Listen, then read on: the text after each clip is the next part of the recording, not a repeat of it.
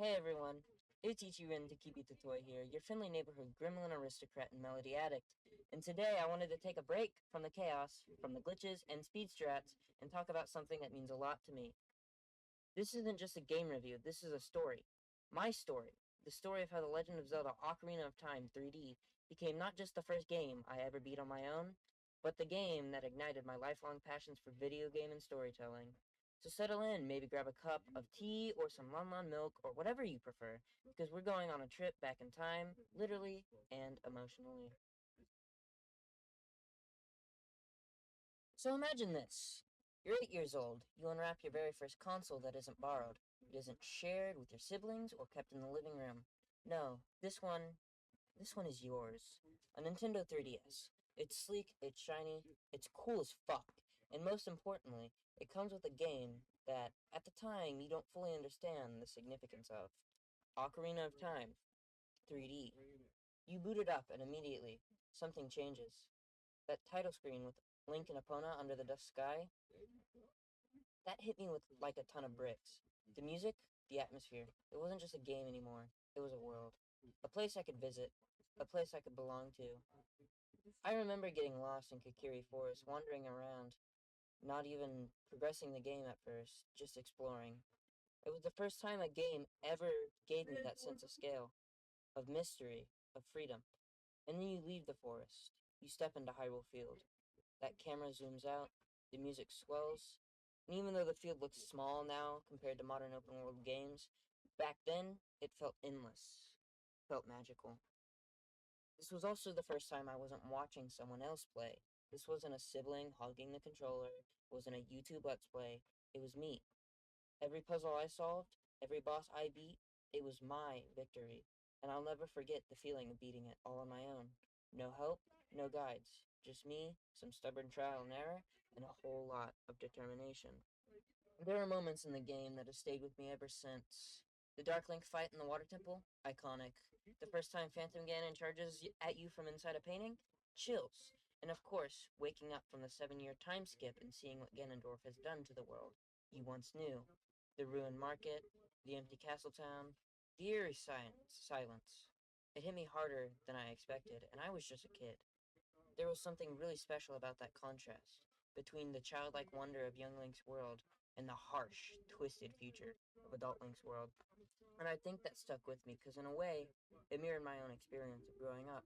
When you first step out into the world, everything feels exciting, whimsical, but as you get older, reality starts creeping in. You see things you didn't notice before. You understand more. That duality, it's part of what makes Ocarina of Time such a timeless game. Now, I know some people like to say Ocarina's outdated or that it's clunky, and sure, it's a game from the late 90s that's got its quirks, but I genuinely believe that it holds up incredibly well, especially the 3DS remake. They cleaned up a lot while keeping the heart intact. It felt like a respectful restoration, not a total overhaul. And okay, I have to drop this. Yes, I am one of those people. My favorite dungeon in the game is the Water Temple.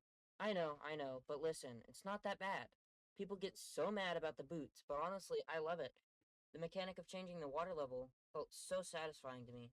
Felt like unlocking a 3D puzzle box. Plus, the mini boss is Dark Link.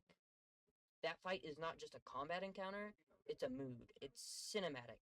And I personally think the boss fight is funny as hell. With that fast strat, it's just chaos, and I live for that kind of chaos.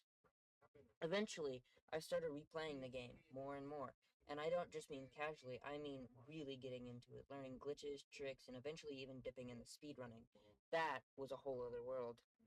One of the first glitches I learned was walking while talking. It sounds silly, but it lets you pull off some wild sequence breaks. From there, I learned hammer slide, extended super slide, hookshot jump, hookshot clip, the works.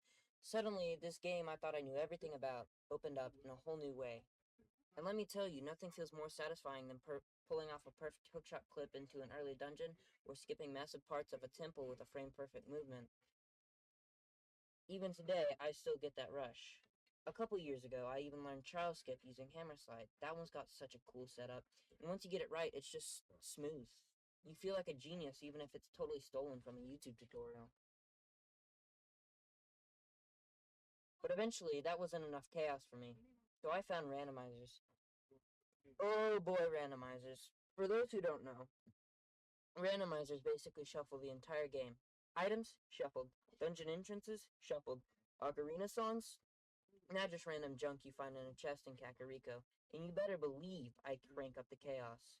No logic, permadeath, extra ice traps, I even add a cursed little green rupee named Greg. And Greg is always somewhere, just waiting to be found. He's not worth anything, but his existence is sacred. The best part, even after all these years, I still find new ways to play this game. That's the beauty of it. Whether it's through mods, glitches, randomizers, or even just casual play, I keep coming back. Now, about 2 or 3 years ago, I finally decided to check out the original N64 version. I mean, it was only right, and I get it now.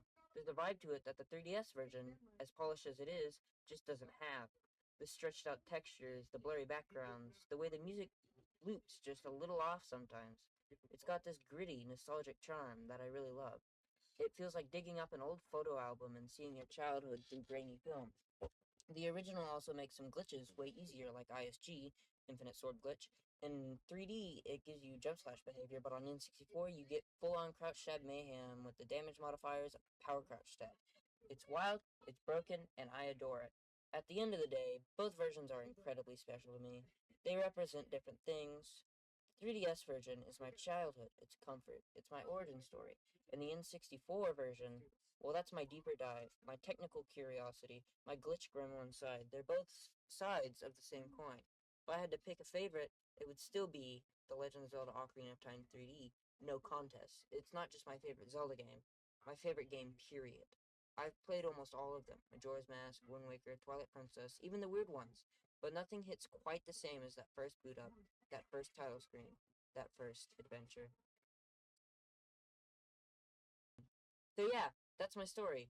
Thank you so much for sticking with me through all of this. Whether you're a fellow Zelda nerd, a speedrun goblin, or someone who just loves a good story, I appreciate you being here. I'm Ichirin Takibi-Totoi, and I'll see you next time. May your ocarina never be out of tune, and may Greg the Rupee always find his way home. Bye-bye!